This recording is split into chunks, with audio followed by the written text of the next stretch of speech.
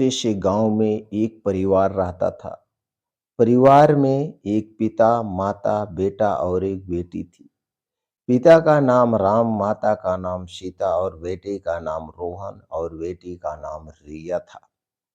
दोस्तों, परिवार बहुत ही गरीब था, लेकिन वह सभी एक दूसरे के साथ बहुत ही प्यार और सहयोग से रहते थे। राम एक छोटे से किसान था जो खेती बाड़ी करता था, जिससे उसका घर का जीविकोपार्जन चलता था।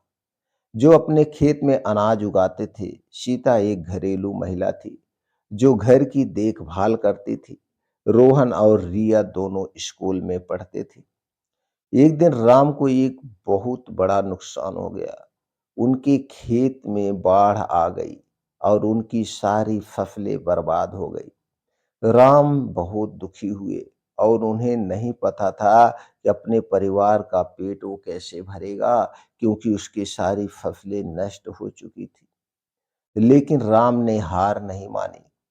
उन्होंने अपने परिवार को इकट्ठा किया और उन्हें बताया कि वह एक साथ मिलकर इस समस्या से निपटेंगे, इस मुश्किल का समय का सामना करेंगे।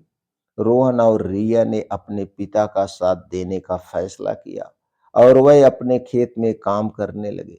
सीता ने घर में काम करना जारी रखा और उसने अपने परिवार के लिए खाना बनाना शुरू किया कि और सब लोग मिलकर बाहर काम करने लगे।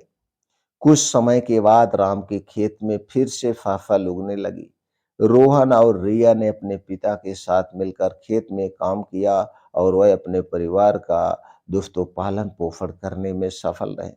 राम का परिवार फिर से खुशी से भरने लगा और दोस्तों फिर रिया और रोहन अपनी पढ़ाई को जारी रखें, जिससे दोस्तों आगे चलकर वह एक अच्छी नौकरी करने लगे और उनका समाज में मान सम्मान बढ़ गया।